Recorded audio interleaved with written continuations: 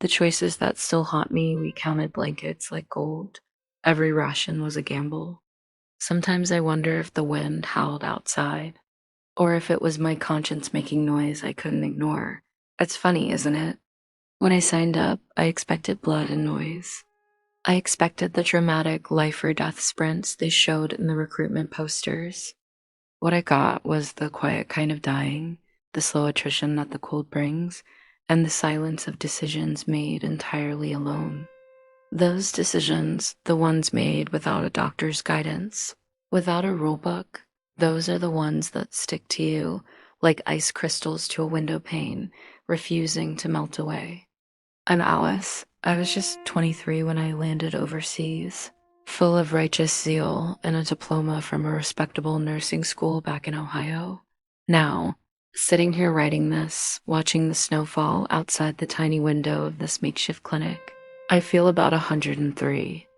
The clinic itself is maybe 8 miles, or possibly 12. The mapping is always shaky here, from the actual fighting line near Alsace.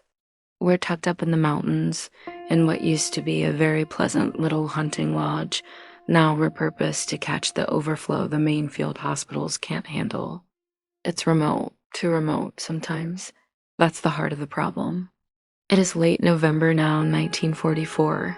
The cold arrived early this year, a sharp, metallic bitterness that feels like it's scraping the very moisture out of the air.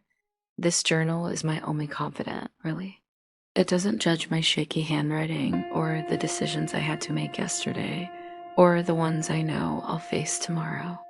November 21st, 1944. The silence here is immense. It's not the quiet of peace. It's the quiet of deep, deep snow. When the convoys can't get through, the silence means isolation. And isolation means we are entirely dependent on what we have stockpiled, which isn't nearly enough. When the war started dragging into the winter months, everyone back home talked about mud and trenches, but no one really talks about the cold. The cold is an enemy all its own, working in secret. It makes the diesel freeze and the transport trucks. It stiffens the bandages so they feel like rough paper. It saps the strength from the men faster than any fever. My day started the way they always do, before dawn. The oil lamp casts long, swimming shadows across the common ward. We have 42 patients right now, maybe a third of them actual casualties, shrapnel wounds, mostly high up in the shoulders or legs, things that needed stabilization before they could be moved further back. The rest are victims of the environment, severe frostbite, pneumonia, and a grinding, pervasive exhaustion that settles in the bones.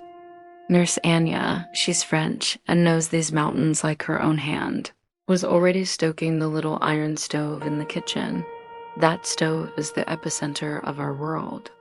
It burns wood, sometimes wet, sometimes green, and it produces a meager warmth that only travels about 6 feet in any direction before the bitter air outside cancels it out. "Morning, Alice," she murmured, stirring a pot of watery oat porridge. "Morning, Anya. How was Ward C last night?" Anya didn't look up, just kept stirring. Young Thomas woke up shivering again. I added his wool shirt to the pile on his cot. "I think we're down to 12 usable blankets for the whole lot of them, counting the ones we've already patched twice. 12 blankets for 42 men. That's the reality. It sounds impossible, doesn't it? But we can only spare a thick blanket for the most critical cases, the ones whose bodies just can't fight the chill anymore. For the others, it's thin military issue, layered over coats they haven't been able to take off since they got here, and whatever meager rags we can fashion into extra insulation." I walked into Ward C. It's the smallest room, reserved for the men with the deepest, coldest coughs, the respiratory infections. Private Thomas, maybe 19, pale, was curled up. He had 2 blankets, one issue, one patched wool from our own small reserve. I put my hand on his forehead, damp but not raging hot. "How are we feeling, soldier?" "Like I'm sleeping outside, ma'am," he mumbled, his voice raspy. "Try to keep your chin tucked. We'll have hot broth for you soon."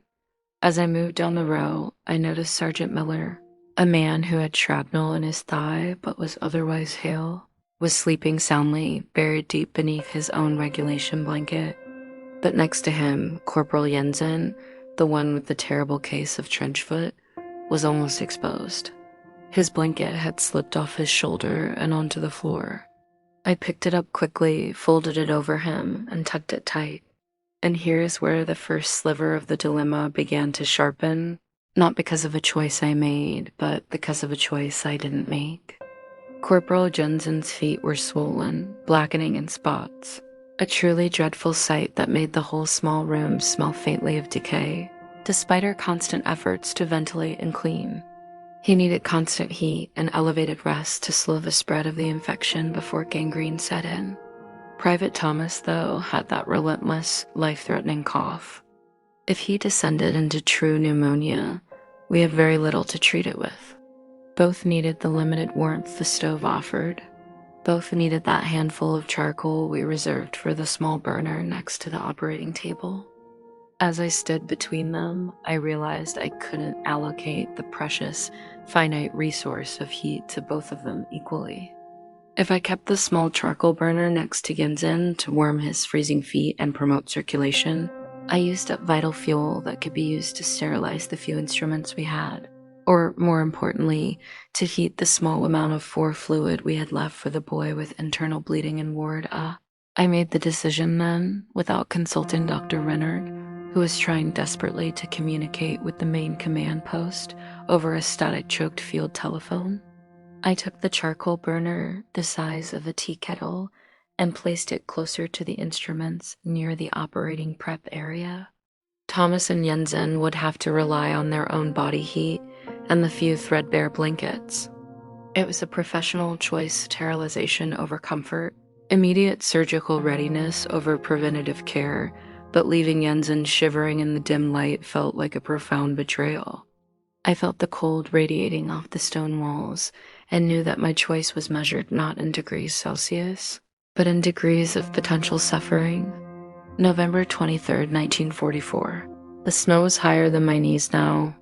The path leading down the mountain is completely gone. The only sounds are the wind and the intermittent, miserable coughing that echoes down the corridor. Dr. Renard looks like he hasn't slept in 4 days, which is probably accurate. He's French too, but trained in London, a meticulous man who used to complain about the lack of fresh linens at the field hospital. Now, he sighs simply if we find 2 clean rags in a day. Alice, he called me into his cramped little office, a closet, really, this afternoon. It smelled sharply of iodine and old tobacco. The radio report: no convoy will attempt the pass for at least a week. The weather is too volatile. They tried to drop some supplies, but the parachute was lost down the South Ridge. My stomach tightened. We already knew we were low, critically low, on 3 specific items. The penicillin, doctor? I asked, keeping my voice level, though the word felt too big, too important to speak aloud. He shook his head slowly. A single vial, Alice. It's crystallized a little, but it's still viable. Maybe 2 doses if we dilute it carefully. 2 doses for 42 men. 2 doses. Penicillin was a miracle drug, but it needed to be used decisively to be effective. It was the only thing standing between the men in Ward C and death by aggressive bacterial infection. Who gets it? I asked, though I knew the question was futile. That is the moral question, isn't it? He said, rubbing his eyes. It is not a medical question. Medically, we give it to the one most likely to survive and return to duty, or the one most likely to die without it. But we cannot know that. I am leaving this decision to you, Alice. You know the charts, you know the men. Document everything. He was passing the terrible weight of judgment to me. I was the arbiter of the last remaining sliver of hope. I spent the next 2 hours poring over the charts in the dim light.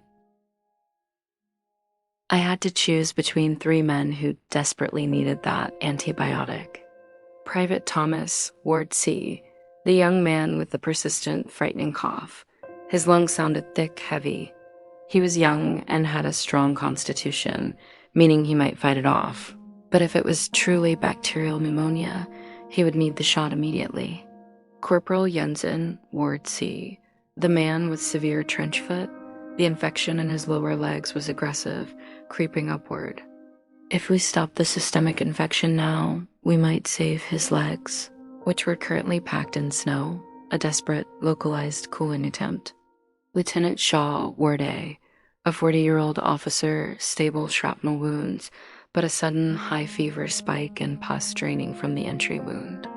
His morale was high, but the rapid onset of infection was worrying. The choice felt impossible. Jensen needed it to live a whole life. Thomas needed it to live. Shaw needed it because he had fought so hard and had almost made it. I walked out to the supply cupboard, opened the small tin box, and held the glass vial. It was cool against my palm. A single small key to 3 different futures. November 24th, 1944, I made the decision under the pale light of dawn. I decided against Jensen. His localized infection was awful, but the general consensus, even among us exhausted nurses, was that aggressive cleaning and amputation, if necessary, was the route, not the single vial of penicillin. I focused on the 2 men whose lives were being threatened systemically, Thomas and Shaw. This is where the true shortage began to bite, the moral arithmetic. Lieutenant Shaw was an officer, a vital asset, a father. He was also older, and his fever was spiking faster. Logically, he was the higher priority military resource, and perhaps the one whose body was already struggling the hardest. Private Thomas was 19, a farm boy, scared, vulnerable. If he died, it would be slow, suffocating death in a cold, lonely room. I split the vial. A dangerous, risky choice that went against all the instructions. We were taught never to half-dose penicillin, that it risked building resistant strains. But I had 2 desperate men and 1 small chance. I gave the first half, diluted with saline, to Lieutenant Shaw. He was delirious, but accepted the shot quickly. I waited 10 minutes, watching his breathing. Nothing immediately changed, of course. I then walked the half-empty vial to Ward C and found Private Thomas. He was sweating heavily, his sheets tangled. "This will help, Thomas. It's going to make you feel a little warm, maybe." He nodded weakly. I gave him the second, small dose. The rest of the day was spent watching them both, my stomach hollow with anxiety. Did I just waste the only resource we had? Did I save neither? By evening, Shaw's temperature had dropped maybe half a degree. A victory so tiny it was almost meaningless, yet I clung to it. Thomas was unchanged, still struggling for air. Anya saw my distress as I sat by the kitchen stove, staring at the empty vial. "You did what you could, Alice," she said softly, pouring me a cup of weak boiled coffee. "No, I didn't. I made a gamble. And if Thomas gets worse, I will have condemned him because I was trying to save 2 people with 1 dose. This is not a clean war, my friend." "There are no clean choices here," she replied, her eyes heavy with her own silent burdens. "We only deal in shades of gray, Alice, the shades of what is possible." November 25th, 1944. The cold deepened overnight. We woke up to the sound of something cracking a water pipe in the abandoned north wing. It reminded us again how fragile everything was. The supply situation today involves lamp oil. The generator has been running on fumes for days, and we only use it for the operating light and emergency heat in the main administration room, where Dr. Reynard sleeps. The wards are lit by small oil lamps, and now we are down to just a few ounces of lamp oil. Enough for maybe 4 more nights if we're careful, or 2 if the nights are long. This wasn't a life or death decision like the penicillin, but it was about morale, visibility, and basic decency. We have 3 primary patient groups. Ward A, the stable convalescents. They need light to read, to write letters home, to maintain their connection to the world and stop the spiraling depression that comes with long-term injury. They use the most light, and they often stay up late talking quietly. Ward B, the newly arrived, confused, and shell-shocked. They need the light for monitoring, for the nurses to check vital signs, and to provide a constant, gentle reassurance that they haven't been abandoned in the darkness. Ward C, the critical cases, Thomas, Jensen, etc. They sleep mostly, but the nurses need light for injections, charting, and urgent care. The question was, where do I put the last remaining reservoir of light? I decided to pull all the wicks from Ward A, the convalescents. I told them we needed to prepare for a deep sleep protocol, meaning complete darkness after 7 p.m. I walked into Ward A just as the sun was setting. The men there were mostly mending well, frustrated but not terrified. I saw Sergeant Davies, a massive man with a quiet disposition, struggling to write a letter home to his wife by the last faint rays of light coming through the grimy window. "Sergeant Davies," I said gently, "we need to consolidate the light. I'm afraid this ward will be dark tonight." His face fell, but he didn't argue. "How are we supposed to write, nurse? Or read?" "You rest, Sergeant. Use the darkness to heal. We need the oil for the men who can't talk yet." It felt manipulative. It felt cruel. I knew that Davies had been reading his Bible every night, his only comfort, and now I was taking that away. But if Thomas needed a sudden injection at 2 a.m., and I couldn't see the needle in the dark, that lack of light would become a fatal choice. So I gathered the lamps, leaving Ward A in the growing, impenetrable mountain twilight. The silence they left behind felt heavier than usual, weighted by their unspoken frustration and their sudden, profound isolation. I distributed the oil unevenly. Most of it went to Ward C for critical care monitoring, and the rest to Ward B to prevent total despair and allow for basic checks. As I walked back through the silent, cold ward later that night, I heard a man crying softly under his blankets. Not the coughs of the sick, but the deep, quiet sobs of a strong man who had just lost his last connection to home. The darkness I created for their safety was tearing away at their sanity, and I carried the lamp oil, the small, glittering sign of their despair, back to my post.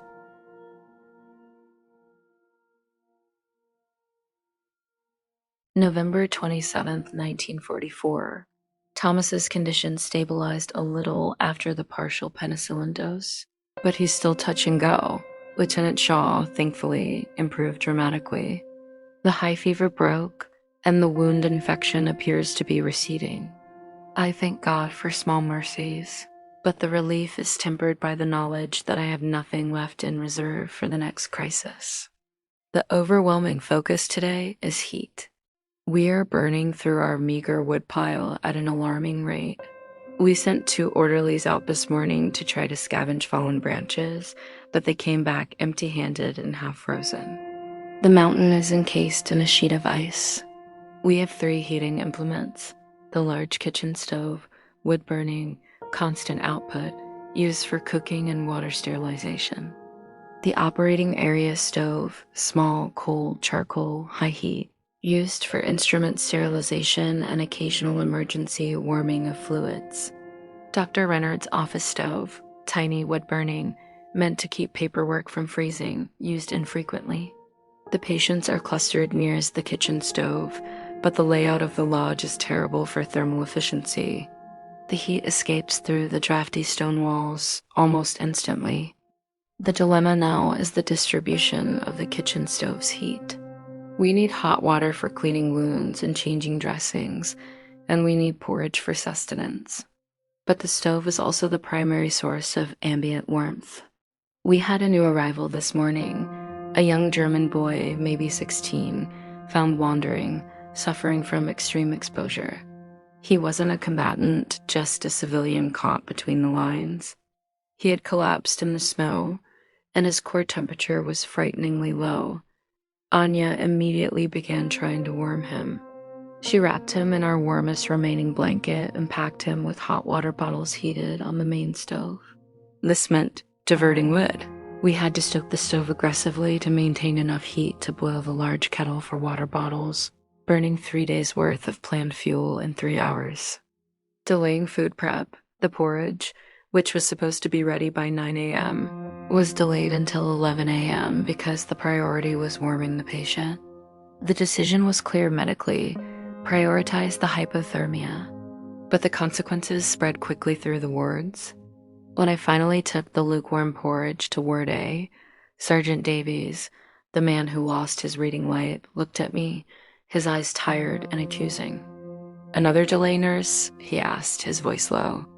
"We had an emergency arrival, Sergeant. A severe case of exposure. We needed the stove for core temperature elevation. So, the healthy suffer for the very sick," he stated, not as a question, but a painful summary of the current moral contract. He was right. By allocating the finite heat and fuel to the most vulnerable, the hypothermia patient, I was actively reducing the energy and morale of the less vulnerable, the recovering men. The lack of hot food meant their energy levels would drop, slowing their recovery and increasing the chance of secondary infections. I sat beside the German boy rubbing his extremities, knowing that every minute I spent saving him was a minute subtracted from the overall well-being of the 30 other men who relied on that shared source of warmth and nutrition. I looked at his face, innocent and pale, and I thought, this is not a competition, this is triage. But my conscience screamed back, it is absolutely a competition for survival, and you are the judge who decides who has access to the ring. November 29th, 1944. The snow finally eased today, allowing a brief, painful flash of sun. The ground is still impassable for trucks, but the brief respite from the howling wind gave us a chance to reorganize. Our supply crisis shifted today from heat and antibiotics to basic sanitary supplies. We are almost entirely out of fresh gauze, and our stock of medical adhesive and disinfectant is alarming low. We have been washing and sterilizing bandages for weeks, hanging them near the stove to dry, but constant reuse degrades the material. Today, Dr. Rennard found 2 rolls of unused, sterile gauze, a remnant from the very first supply drop, tucked behind some old maps. This gauze represented maybe a dozen large dressings or 20 small ones. That's it. The choice was immediately painful. Use it for the critical, infected wounds. Focus the sterile material on the men like Jensen and Shaw, where infection control is paramount. This means wrapping clean gauze over existing deep or open wounds. Use it for preventative care. Focus the material on preventing bed sores, maintaining hygiene for the immobilized, or providing clean padding for simple fractures. I walked into Ward B, where Private Kelly was recovering from a simple, clean break in his forearm. He was otherwise healthy but immobilized, and we were using a recycled, thin cotton strip beneath the splint. If he developed a pressure sore, it would be a small tragedy, but manageable. Then I checked on Jensen. His feet were truly horrifying, black and weeping. The infection required constant, meticulous dressing changes and high levels of sterility. The recycled bandage I removed from his ankle felt damp and slightly coarse. The logic of saving life dictated the focus had to be on the infection. If Jensen died of septic shock, all our earlier efforts, the cooling, the cleaning, the partial allocation of heat would be wasted. So I took the first fresh roll and applied it to Jensen, patting his agonizing feet with the pristine soft gauze. The difference was immediate. It absorbed cleanly, held its shape, and provided a visible, tangible layer of protection. The problem was that while I was helping Jensen, Private Johnson, and Ward A suddenly spiked a temperature. He had been shot clean through the shoulder, a simple wound that was healing well until today. When I peeled back his thin, recycled dressing, I saw the edges were inflamed, a faint red spider web creeping outwards. We had enough disinfectant for 1 vigorous scrub and enough new gauze for 1 small secondary dressing. I had used most of the fresh supply on Jensen. I had to use the old, washed, slightly frayed gauze on Johnson, despite the nascent infection. I felt sick with the choice. Did I risk a man who was almost well by giving the premium, sterile resource to a man who might be beyond saving? I wrote in my chart, secondary dressing applied. Observation level increased. It looked sterile and professional on paper, but in my heart, I knew I was documenting the exact moment I prioritized the severity of existing suffering over the prevention of new suffering. December 1st, 1944. The shortage today wasn't medical. It was human. We were down to 3 functioning nurses, and Dr. Reynard was struggling with a debilitating cold that made him cough constantly. We were running on sheer willpower and very little sleep. The exhaustion started blurring the edges of everything. I found myself staring at a simple requisition form for 20 minutes, unable to recall the word for syringe.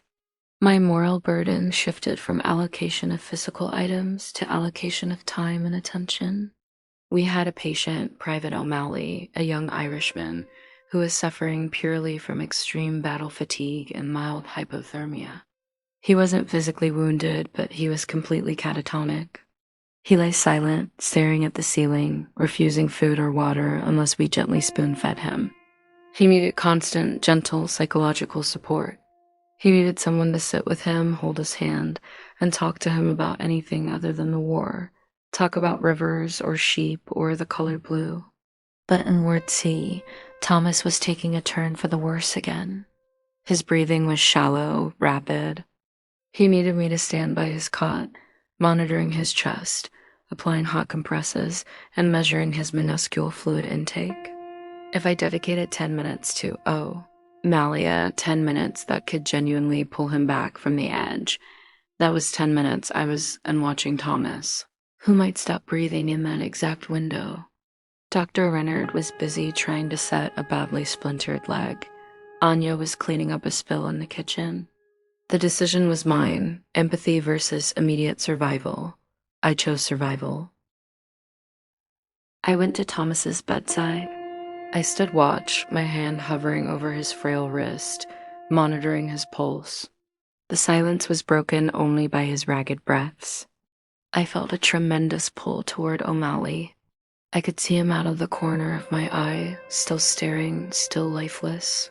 I knew that every hour he spent in that catatonic state made his psychological recovery harder, maybe impossible. But Thomas had a bacterial threat that could kill him in minutes. I stayed with Thomas for 2 hours. He didn't die.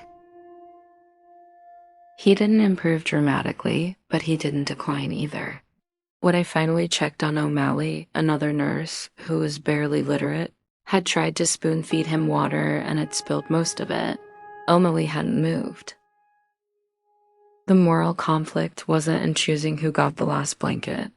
It was in choosing who got the last piece of my human attention.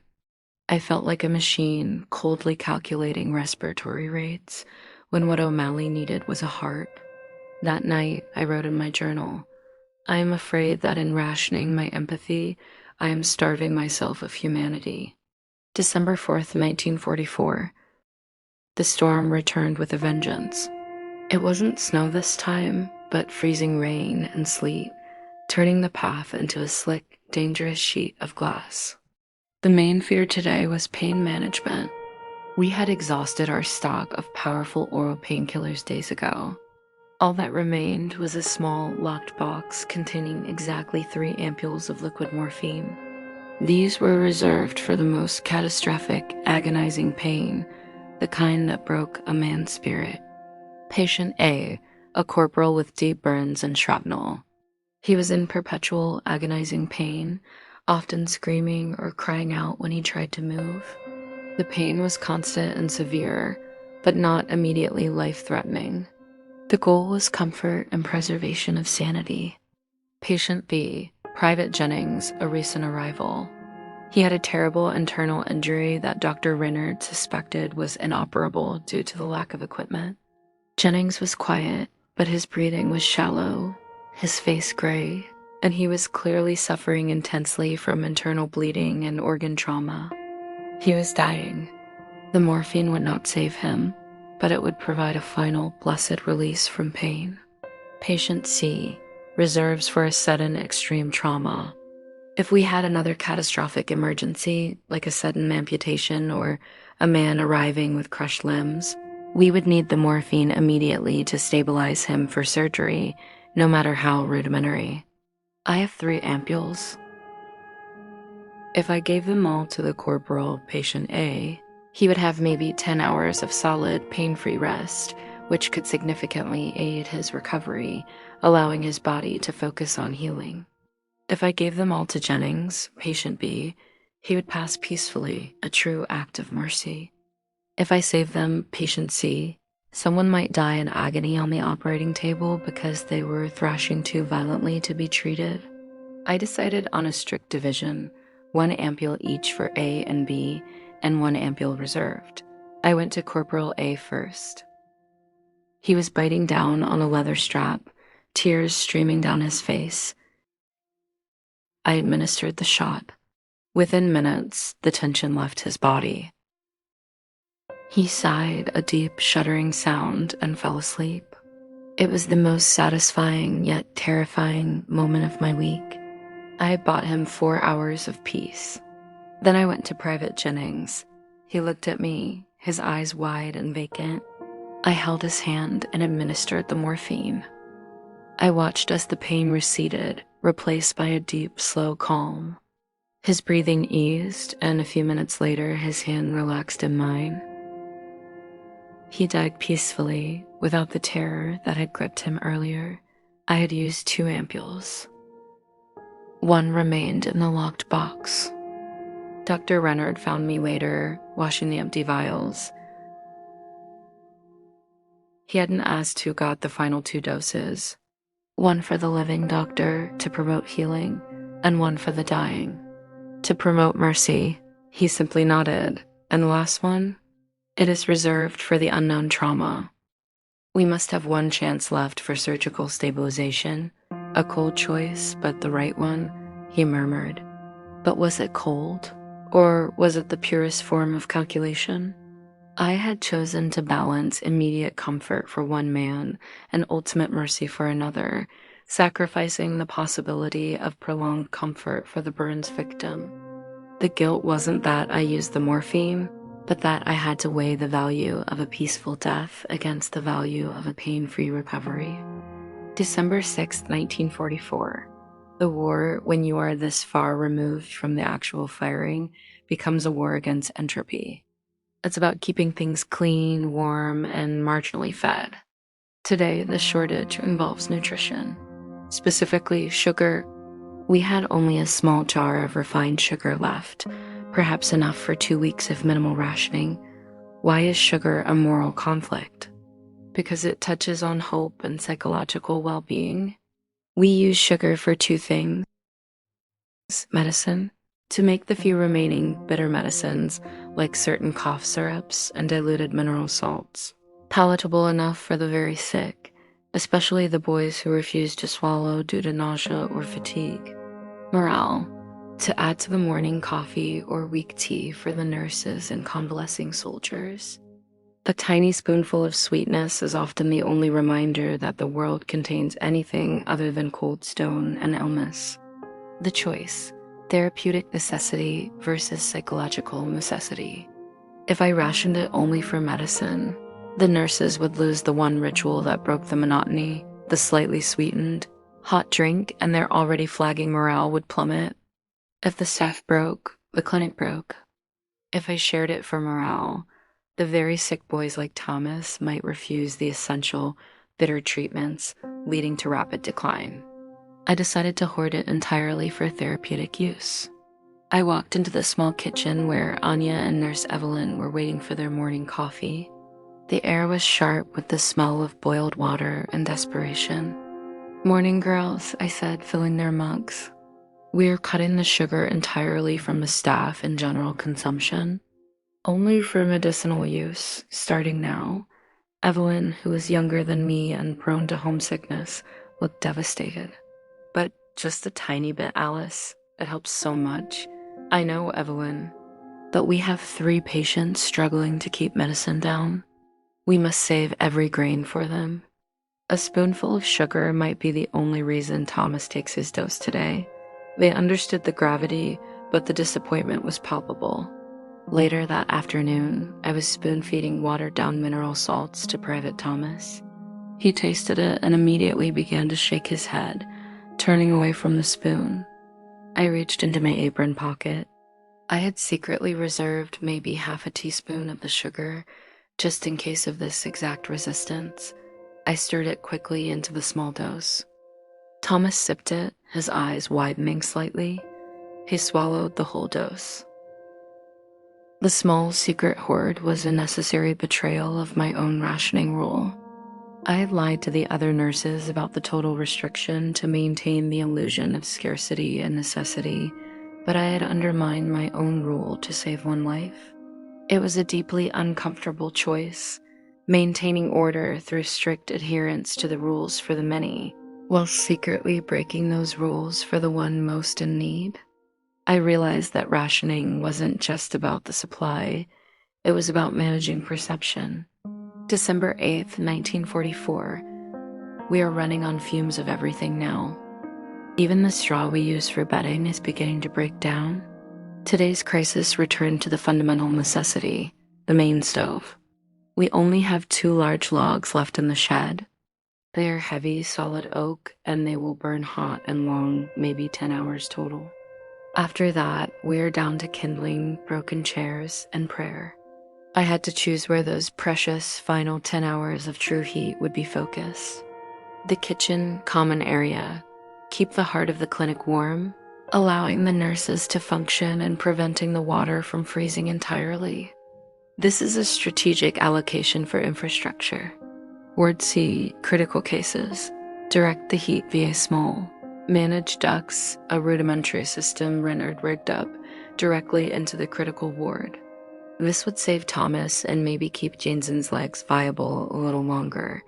This is a direct patient allocation. The operating area, save the heat for potential emergency surgery. If we burn the logs now, and then someone needs an emergency amputation, the room will be dangerously cold for the patient, and the instruments will be impossible to sterilize. This is an allocation for future possibility. I walked to the woodshed. The air was so cold it hurt my lungs.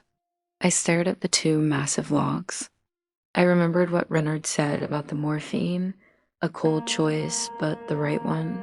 I chose future possibility. I instructed Anya to use the existing kindling and remaining wet wood to keep the kitchen barely functional enough to prevent freezing, not enough for comfort. The 2 oak logs were moved and placed near the operating stove, ready to be ignited only if a surgical emergency arose. This meant Ward C, where Thomas lay, would get dangerously cold. I knew this. I watched as Thomas started shivering, his lips turning faintly blue, despite the layers of thin blankets. I had sacrificed the current, agonizing discomfort of the critically ill for the chance, however slim, to save a life later. I pulled a chair up next to Thomas and did the only thing I could. I generated heat with my own body. I rubbed his hands and feet, pulled his coverings tight, and spoke quietly about anything that wasn't the cold. They say spring comes early to the foothills here, Thomas. Maybe by March, you'll see the first purple flowers. We'll be out of this mountain then, headed south to sunnier places.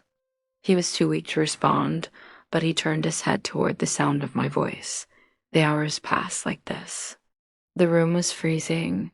I could feel the cold seeping through the floorboards.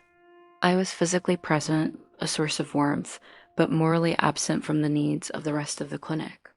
I was giving my time to the consequence of my choice, the failing warmth in Ward C, while the other nurses were struggling to keep the convalescents from turning against me. December 10th, 1944. We survived the night. Thomas is still with us, though frail. My time spent generating manual heat helped, but I paid for it today with absolute physical exhaustion. The situation is now static, frozen like the land outside. We have no more penicillin. We have minimal heat. We have frayed bandages. We are waiting for the breakthrough, the shift in the weather, the arrival of the supply convoy. This is the hardest part, the waiting. When you are forced to make immediate, terrible choices, your adrenaline keeps you moving. When you must simply sustain a system that is failing, the guilt and the exhaustion seep in. I am haunted by the faces of those I couldn't comfort, the darkness in Sergeant Davies's ward, the pain that Corporal A is enduring now that his small dose of morphine has worn off, the profound quiet of O'Malley, whom I chose to ignore in favor of breathing rates. The moral conflict has become internal. How do I justify my decisions to myself when no one is watching? I walk through the wards now, trying to smile, trying to project competence. But every step is measured by the knowledge that I am rationing my sincerity, my patience, and my energy, just as strictly as I ration the lamp oil and the wood. I sat with Dr. Reynard tonight, sharing a tiny measure of watered-down cognac he had been saving since Paris fell. "Do you think we will make it, Alice?" he asked, the exhaustion heavy in his voice. "We have to, Doctor. We have the logs reserved. We have just enough sterile gauze for one emergency dressing. We have enough spirit to last one more week." "Spirit," he repeated, a dry laugh catching in his throat. "Spirit does not kill infection, my dear." "No," I admitted, "but the choices we make for these men, those choices are what define our spirit, Doctor. I just hope my choices have been defined by mercy and not by mere utility." He took a slow sip of the weak liquor. "Utility is sometimes the greatest mercy, Alice. Keeping the living alive, that is the utility of a nurse. The men who died here died without pain, or with comfort, or knowing they had fought hard. You gave them what you could, but I can't stop thinking about the choices. The way I favored Shaw over Jensen for the penicillin, because Shaw was an officer and potentially more useful to the war effort, even though Jensen's suffering felt more acute. The way I condemned the convalescents to darkness for the sake of the critical care ward. The logs that sit cold, waiting for a trauma that may never come, while men shiver today. December 12th, 1944. It is mid-afternoon. The mountain is blanketed in a heavy, muffled quiet that usually signals more snow. I was charting Private Thomas's vital signs, which are slightly improved. Thankfully, though, his cough is still deep when I heard it. A sound that wasn't the wind and wasn't a cough, and certainly wasn't the ringing in my ears from exhaustion. It was low, distant, and vibrating. The distinct, rough rumble of a heavy transport engine struggling up an icy grade. I stopped writing. Thomas stirred, his eyes flickering open. A moment of absolute silence. Then a massive cheer erupted from Ward A, the convalescents who, though shivering and starved of light, still had the strength to be the first to hear hope. Anya burst into the critical ward, her face flushed red from the cold and the sheer emotion. "Alice, the convoy, they made it. They found a way around the South Ridge." The sound grew louder, closer. The rumble became the grind of chains on ice, the squeal of brakes. Relief flooded me, so profound it was almost dizzying. We were saved. The supplies were here: penicillin, blankets, food, coal. I walked to the window and saw the massive, snow-covered shape of a supply truck grinding to a halt outside the lodge. But as the relief washed over me, a second, more complicated feeling emerged. Shame. The supplies had arrived.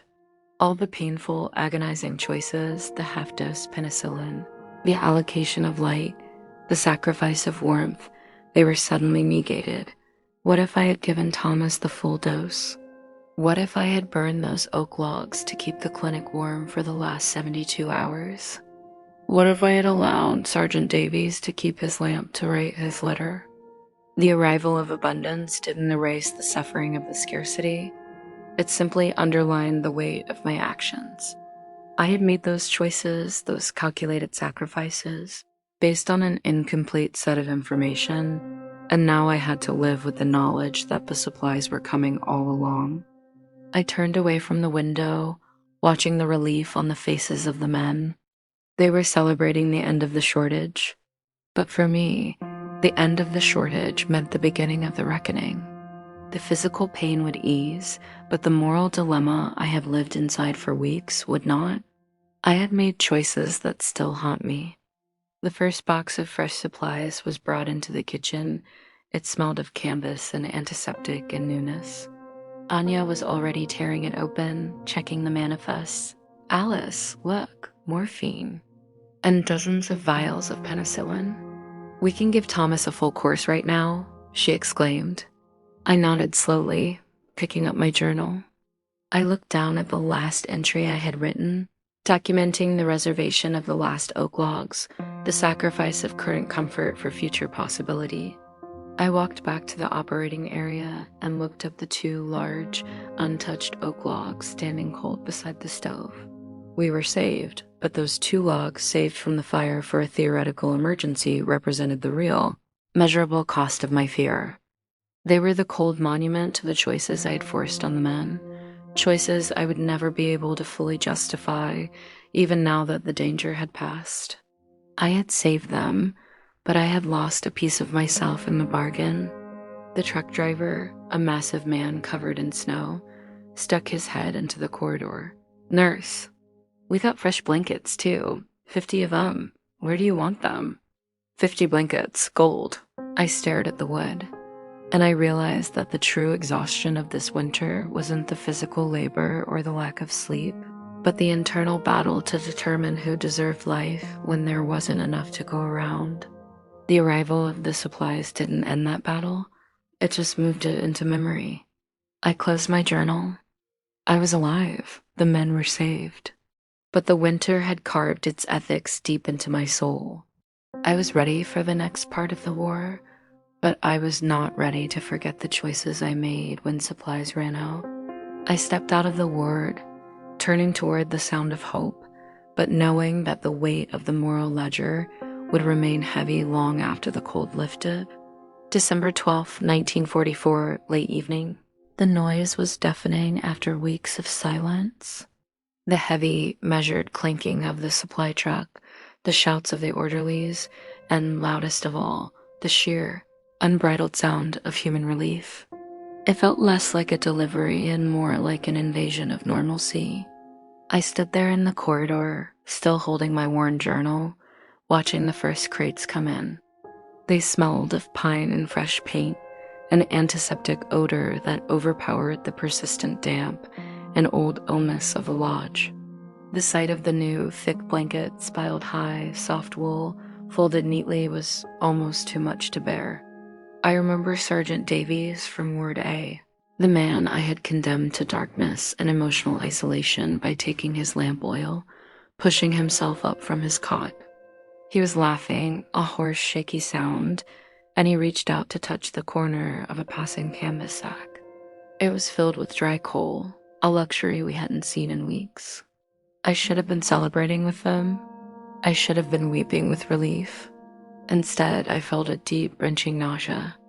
The arrival of these goods didn't feel like salvation. It felt like a judgment on the methods I had employed to survive. Dr. Rennard, his face shining with sweat and cold, clapped me on the shoulder. Alice, a miracle, yes? We have everything. Penicillin, fresh bandages, fuel for the generator. We can run the heat all night. Yes, doctor, I managed, my voice feeling strangely detached. We should start with the critical cases immediately. Full penicillin courses for Thomas and Shaw, and we need to get the heat into Ward C before midnight. Let's burn the old wood first. Leave the oak logs just for tonight. I couldn't bring myself to order the burning of those oak logs. They had become a symbol of my terrible thrift. They represented the collective suffering I had permitted in the name of future preparedness.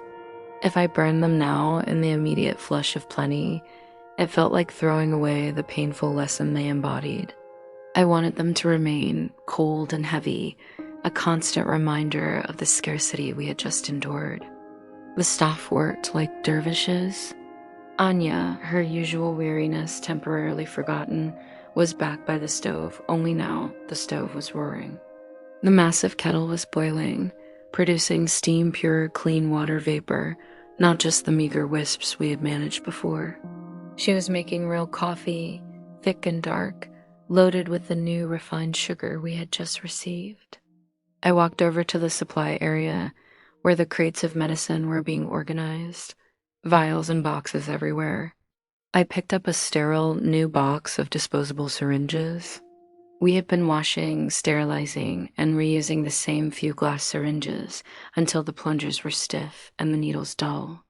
Holding the smooth plastic of the new syringe felt unreal and possibly clean. I found the small tin box where I had kept the single precious vial of penicillin. It was empty, of course.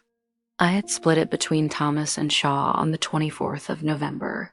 Now, there were literally dozens of vials stacked nearby. A small, silent mountain of salvation. I measured out the first dose for Private Thomas. It was a generous, full measure. I mixed it perfectly with the sterile water. As I walked back toward C, the heat was already starting to push through the vents. The room was no longer bitterly cold, but merely cool. Thomas was sleeping lightly. I woke him gently. "Thomas, I have the good medicine, the strong medicine. We're going to get you well now." He nodded, looking hazy but trusting. I administered the shot. It was flawless. The new syringe slid in smoothly, delivering the drug instantly. There was no struggle, no rush, no fear that I was using the last available resource. But as I pulled the needle out, the ghost of the previous week stood beside me. The image of the half vial, the calculated risk, the split dose that could have killed him by creating resistance. He had survived despite my rationing, not necessarily because of it. "Thank you, nurse," he whispered, already drifting back to sleep. I stayed a moment longer, running my hand across his forehead. He wasn't sweating with fever anymore. He was warm, just warm. The systemic fight was receding. I moved on to Corporal Jensen. His legs were still packed in rags and snow, but the new robust heat in the room meant we could finally change our strategy. "Corporal," I said, as I began carefully unwrapping the soiled, reused bandages. The smell was still terrible, but not overwhelming. "We have new disinfectant and fresh dressings. We are going to warm your feet slowly, and we have enough antiseptic to really clean this out." Jensen looked up, his face etched with pain that had become habitual. "New bandages, nurse? Really new ones?" "Pristine, Corporal. Never used." The simple luxury of sterile gauze felt like a monument to opulence. As I cleaned and redressed his feet, gently warming them with thick layers of clean new wool, I remembered the agonizing decision I made on the 29th of November when I prioritized his deep infection over Private Johnson's nascent one using the last precious roll of gauze. Now I was surrounded by rolls. Johnson, in Ward A, would receive a flawless, sterile dressing change tomorrow morning. But the memory of putting that frayed old bandage on Johnson's shoulder, knowing it was a risk, knowing I was choosing the severity of existing suffering over the prevention of new suffering, that feeling didn't vanish with the arrival of the supplies. It cemented itself, a footnote on the chart of my conscience. December 13th, 1944. The lodge today is unrecognizable. It is loud, warm, and bright. The generator, powered by the diesel that arrived on the convoy, is humming steadily. We have electric light in the operating area and in the administration section. The lamps, which I had rationed so cruelly, now sit dusty and forgotten on the shelves. The first task of the morning was restoring dignity and light to Ward A. I carried a stack of fresh, clean wool blankets into the convalescent ward. The men here were the first to feel the brunt of my resource calculation, as they were deemed the least critical. Sergeant Davies, who had wept in the dark, looked at me as I approached his cot. "Good morning, nurse," he said, his tone polite but distant.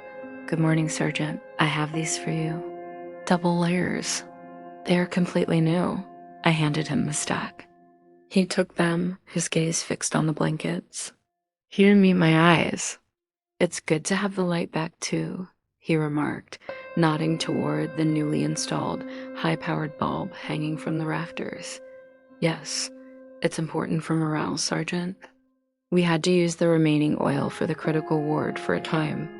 He simply nodded again, slowly. That was the conversation.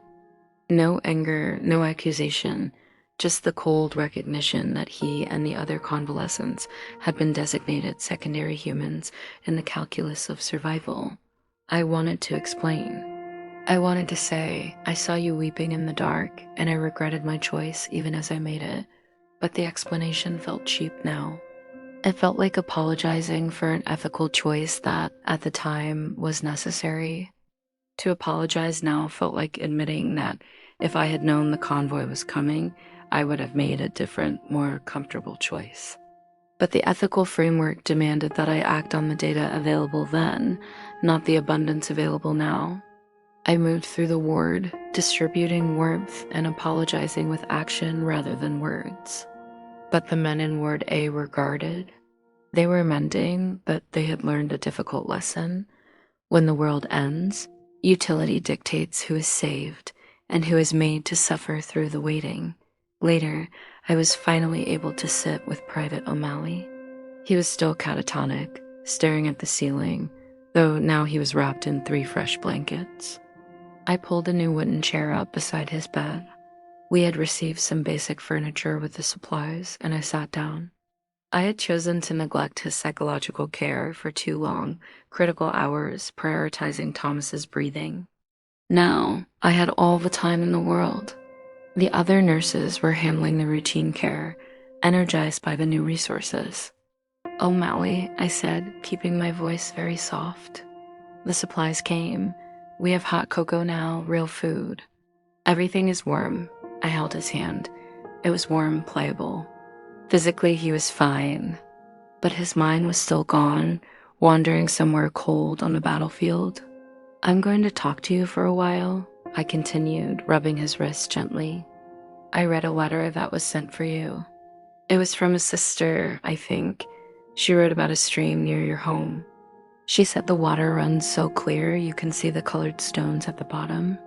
She wrote about the smell of wet earth in the spring and how your mother planted tulips this year. I sat there for an hour, talking about tulips and streams, things that had no place in this war-torn clinic. I was paying the debt of my time, the debt I incurred when I chose the respiratory chart over the soothing voice. I didn't know if he could hear me, but I knew I had to offer the attention I had withheld. I was trying to reverse the rationing of empathy. That night, I wrote in the journal, the distribution of supplies is easy. The distribution of human kindness, especially after it has been denied out of necessity, is the true challenge of abundance. December 15th, 1944, the transition from scarcity to sufficiency brought an avalanche of new tasks, primarily administrative. Dr. Renard, fully recovered now, thanks to hot food and rest, required a full accounting of the last 3 weeks. Alice, he said, organizing stacks of new paperwork, I need documentation on every usage of ration material, especially the penicillin. This was it. The official reckoning for the partial dose.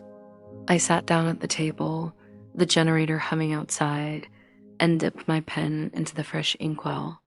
Date, November 24th, 1944. Resource, penicillin, 1 vial, limited viability. Context, supply lines compromised due to severe weather. No resupply expected for 7+ days. Decision, split dose administered to 2 critically systemic infection cases, LT Shaw, wound infection, high fever, NPVT, Thomas, suspected bacterial pneumonia. Justification, maximizing the probability of survival for 2 men, rather than ensuring full recovery for 1, given immediate mortality risk to both. I signed the chart. It looked clinical, efficient, and cold. It didn't mention the desperate fear, the shaking hands, or the agonizing internal debate between the young farm boy and the ranking officer. Renard looked at the report, frowning slightly. A split dose. That was aggressive, Alice. It was necessary, doctor. Thomas stabilized after the partial course. Had I given it only to Shaw, Thomas would likely have died before the convoy arrived. And had you given it only to Thomas, Shaw might have succumbed to septicemia. Reynard sighed, rubbing his temples. It is the perfect conundrum. You were forced to choose not just who lives, but how they live or how they die. I will authorize this, Alice, but understand, in a normal hospital, this would be a catastrophic error. Here, it was the definition of triage. His absolution did little to quiet the guilt. The fact remained that I had followed the rule of maximizing life, even if it meant breaking the fundamental rule of pharmaceutical efficacy.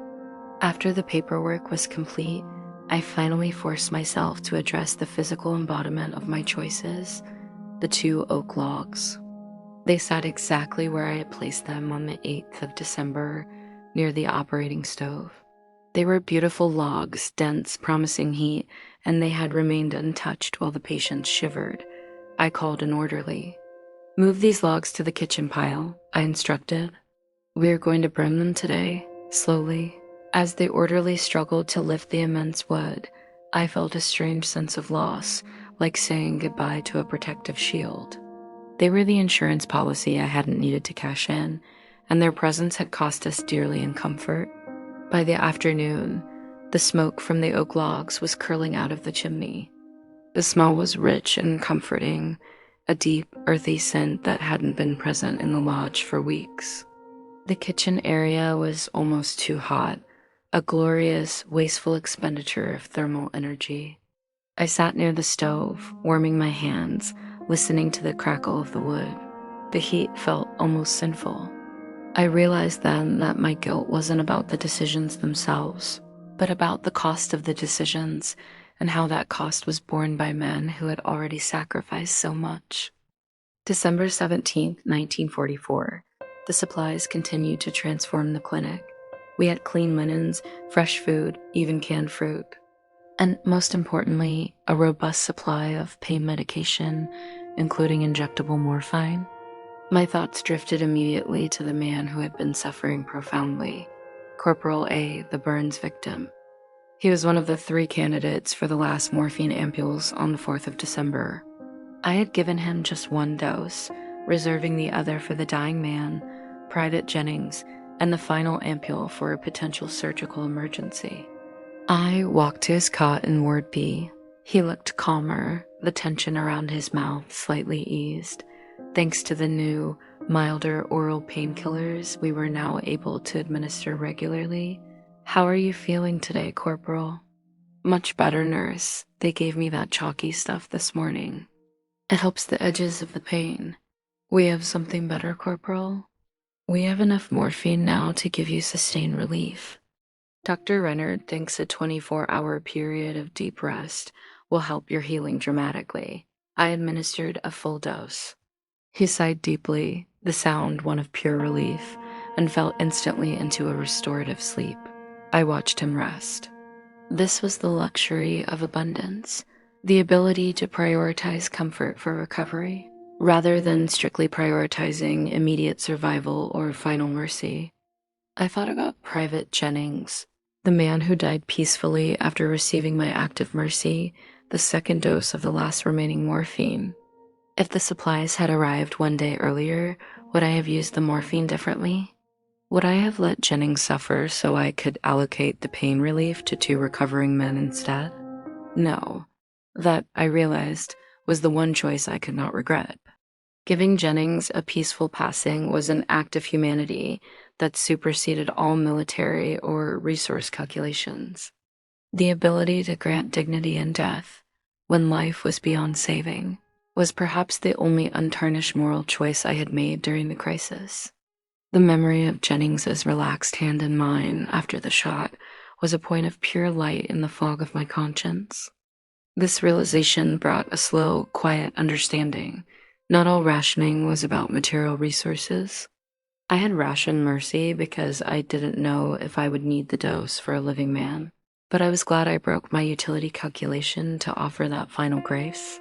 December 19th, 1944. The clinic was settling into a rhythm closer to what I remembered from the larger field hospitals, a rhythm of routine care, proper hygiene, and constant monitoring. Today, I finally addressed the full consequences of the lamp oil rationing with Sergeant Davies. I found him sitting upright in his cot, reading a newly acquired paperback novel that must have come in the supply drop. The electric light was blazing overhead. "Sergeant Davies," I started, pulling up a chair. He looked up, a small smile on his face, a genuine smile this time. "Nurse Thornton, thank you for this." He tapped the book. "It's about a man who sails around the world, very far away from here. I'm glad you have it. I wanted to talk to you about the earlier restrictions, specifically the light. I know it was difficult, Sergeant. We had to make sure that critical cases could be monitored overnight." He closed the book slowly, placing his hand on the cover. "I understood the necessity, nurse. I am a soldier. I understand triage. When you told us we had to go dark, I knew what it meant. We were not critical enough to warrant the expense. What was hard, Alice, was the feeling that we were being forgotten in the dark, not the dark itself." His use of my first name was quiet and powerful. He wasn't accusing me of cruelty, but of neglect. I had taken his comfort, and in doing so, I had taken his sense of connection to the world. "I was rationing my sincerity, Sergeant," I admitted quietly. "I was so focused on the charts and the supplies that I forgot that reading or writing that letter home was as vital to your survival as hot broth. The deprivation of small things is often the loudest thing. Nurse, we can bear the big things, the cold, the pain, but losing the small routines that keep you human, that's what breaks you." He was giving me insight into the psychology of rationing I hadn't considered. I had viewed the lamp oil, the sugar, the reading materials as frivolous comforts. They were not. They were essential components of mental resilience. The moral dilemma of light had not been survival versus comfort, but physical survival versus psychological survival. I had wrongly prioritized the former, assuming the minds of the men would hold steady while their bodies were mending. I vowed then that if I ever faced scarcity again, I would try to reserve a small, finite measure of comfort for everyone rather than hoarding all of it for the absolute critical few. The cost of total deprivation to the less sick was far higher than the efficiency gained in the critical ward. December 22nd, 1944. The lodge was now filled with the sound of cheerful activity. The men were recovering quickly under the influence of proper nutrition and medicine. Private Thomas was off the critical list, sitting up and eating solid food. Corporal Jensen's infection was receding, and Dr. Rennard was optimistic about saving most of his feet. The environment itself was healing. We used the new concentrated disinfectant and powerful soaps to scour the floors and stone walls, ridding the place of the pervasive odor of old sickness and damp wood. We hung fresh, colorful blankets on the walls to provide insulation and visual distraction. The challenge now was dealing with the lingering fear among the staff. Anya and Evelyn, though busy, were noticeably tense. They kept double-checking the supply cabinets, hoarding small items instinctively, even though the room was overflowing. The trauma of scarcity was not easily dismissed. I sat with Anya during a quiet afternoon break. She was meticulously organizing new packages of gauze, folding them into specific piles. "Anya," I asked, "why are you sorting those?" "They are prepackaged and sterilized." She looked up, startled. "I know, Alice. But if the next convoy doesn't get through, we need to know exactly how many we have. Exactly. The weather is clear. Anya, and we have enough supplies here to last us through February, even if the pass is closed again." She shook her head. "You don't believe that, Alice. Not truly. We lived for weeks counting 12 blankets for 42 men. That memory is stronger than this new stack of 50. She was right. The trauma of scarcity had reprogrammed our minds. We had operated in an ethical landscape where every choice was zero-sum, and moving back to a world of positive sums was mentally disorienting. I realized that the moral dilemmas of scarcity were not resolved by abundance. They simply changed shape. Now, the dilemma was psychological. How do we trust the supply chain again? How do we stop hoarding our own emotional reserves? I decided to mandate a psychological intervention, starting with myself. I would force myself to use supplies without guilt. I told Anya to start making full, rich broth every day, using the entirety of the dried meat and vegetables we received. No rationing, use it fully. Wasteful, Anya muttered, folding another square of gauze unnecessarily. No, Anya, necessary. We must retrain our minds to understand that using a resource fully and well is not waste. It is efficient healing. Saving it for a catastrophe that may not come is holding the men hostage to fear. I pulled out a small, unopened can of peaches. We are going to open this, Anya, and we are going to eat it together, right now. Just because we can. The small act of sharing the sugary, preserved fruit, a pure luxury of the supply line, felt like a radical act of rebellion against the scarcity mindset. December 24th, 1944. Lieutenant Shaw, the officer who received half of the original penicillin dose, was scheduled to be transported off the mountain tomorrow. He was fully recovered, stable, and ready to return to service. I walked to his bed to complete his discharge paperwork. "Thank you, nurse," he said, signing the forms. "You saved my life. That shot you gave me early on turned the corner for me. Dr. Renard said I was borderline sepsis. I'm glad you recovered, Lieutenant." His gratitude was genuine, and it underscored the cold logic of my choice. Shaw was a high-value target for the limited resource. He had recovered, and he would return to the field, fulfilling the military utility that partly guided my decision. But what about Private Thomas? He was still recovering from the pneumonia, slowly mending, his future in the service uncertain. He was the young, vulnerable man I had wanted to save purely for the sake of his youth, the intrinsic value of his life, not his utility. If I had given the entire dose to Thomas, Shaw would have died. If I had given the entire dose to Shaw, Thomas would have died. My split-dose strategy had served military utility, saving the officer, and intrinsic value, saving the young boy. It was the only way to satisfy both ethical imperatives in a situation of extreme constraint. However, the cost of the choice risking the efficacy of the drug was immense. I looked at Shaw, strong and ready to leave. I had been driven by the need to maximize the number of survivors who could return to the fight. But was that the role of a nurse? Or was my role simply to preserve life regardless of rank or utility? The answer, I decided, was blurred by the situation. In that cold lodge, every decision became political, military, and ethical all at once. I was forced to be an administrator of life, not just a caregiver. I filed Shaw's paperwork, feeling no triumph, only a quiet weariness. He was leaving, taking my agonizing decision with him, and I would be left to reconcile the cold calculus with the human heart. December 25th, 1944, Christmas Day. I felt strange to celebrate, a holiday in this repurposed hunting lodge, especially after the immense tension of the past weeks. The newly arrived supplies included a small box of decorations, tinsel, paper lanterns, and even a tiny dried spruce tree that we managed to stand up in the common area. Anya and Evelyn had worked tirelessly to prepare a real meal.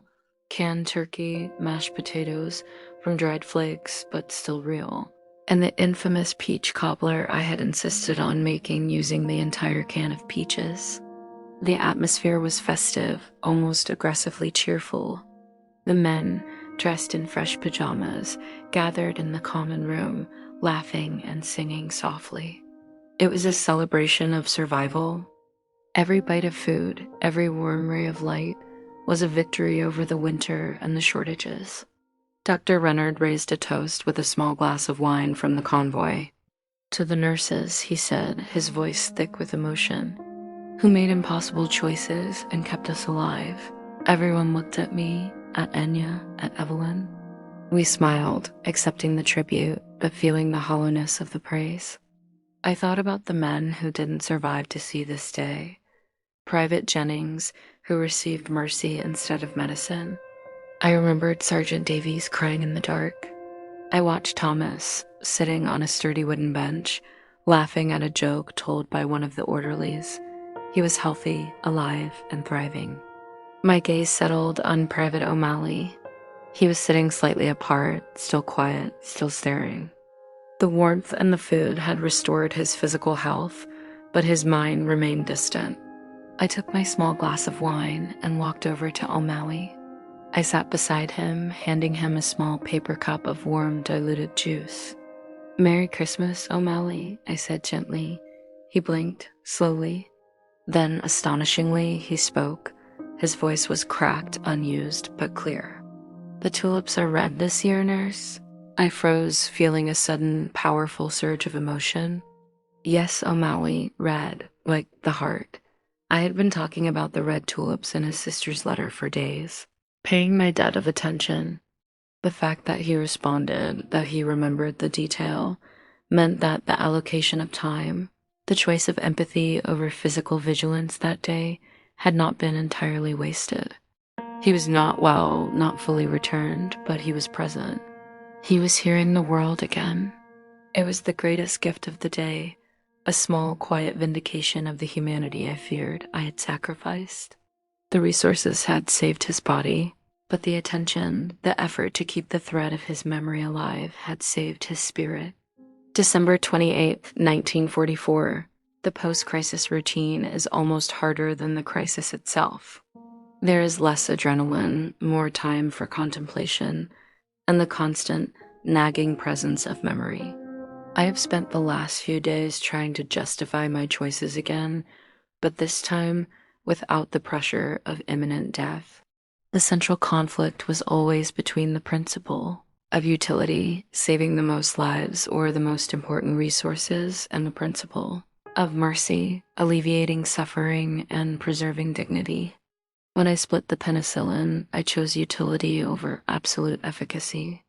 When I gave one morphine dose to Jennings, I chose mercy over utility, saving the dose for potentially salvageable life. When I took the light from Davies, I chose utility over psychological mercy. I sat with Dr. Rennard, finishing the final administrative reports before the next rotation of patients came in. "Alice," he said, tapping a pencil against the ledger, "you are dwelling on this. You are doing the accounting of the soul. I am trying to understand if there was a better way, doctor. If I had been less afraid of the future, perhaps I could have been kinder in the present. Fear is a powerful motivator, my friend. It kept us functional. Look at the logs. You saved them, Alice. You had 2 massive logs of heat standing untouched while men shivered. That looks terrible on paper, yes? But what if the convoy had been delayed another week, and we received a terrible crush injury? You would have needed that controlled heat for sterilization and the surgical room. Your decision to reserve was a decision to prioritize the possibility of saving a future life over the certainty of alleviating current discomfort. But the cost, doctor? The cost was the men suffering now. The suffering of the men, Alice, was the inevitable tax paid to the winter and the war. It was not a tax levied by you. You managed the limited currency of heat and medicine as wisely as possible, given the unknown future. You cannot hold yourself responsible for the scarcity created by the German advance or the mountain ice." He offered a crucial distinction. I was responsible for the allocation, but not the scarcity. The choices were not inherently wrong. They were simply incomplete choices based on incomplete data. And that is the true definition of wartime medicine, making life and death decisions based on profound, terrifying ignorance of what tomorrow will bring. December 31st, 1944, New Year's Eve. We are preparing for the new year by clearing out the old. Most of the original patients are gone, transferred down the mountain to the larger, warmer field hospitals. Shaw is gone, Thomas is gone. Jensen is on the list for transfer. Only Private O'Malley remains, along with a few convalescents who are not yet strong enough to travel. The clinic is quiet again, but it is a nourished, secure quiet. The heating system works reliably. The lights stay on. We have enough supplies to be wasteful if we chose to be. I walk the empty wards tonight, wards that once held 42 shivering men. The air is fresh and warm. I pause by the area where Private Jennings died. I remembered the warmth of the morphine, the easing of his breath. That act of mercy remains my anchor. I paused where Davies sat in the dark. I remembered the weight of his disappointment. That act of utility remains my warning. I paused by the operating area where the oak logs once stood.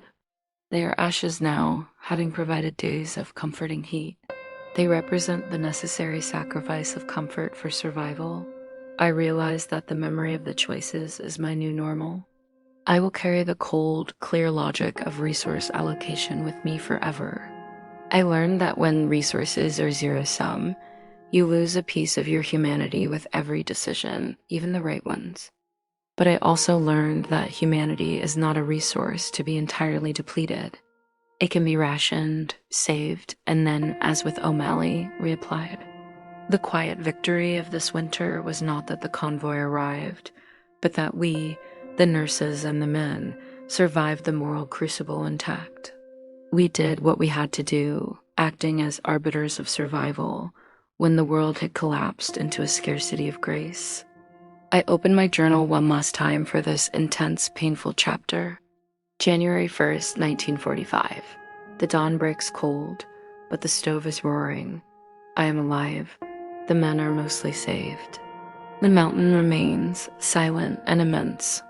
The moral decisions of the past weeks will never leave me, but they will no longer paralyze me.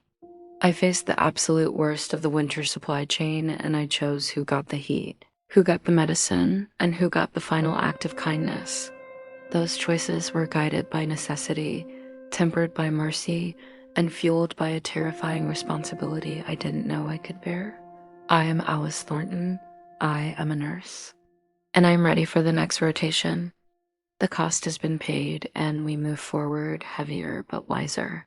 The feeling now is not relief or shame, but simply a quiet, deep, exhausting finality. The memory is sharp like the mountain air, but the fear is gone. I closed the journal, placing the pen neatly beside it. The light was soft, the room was warm, and the quiet was restful.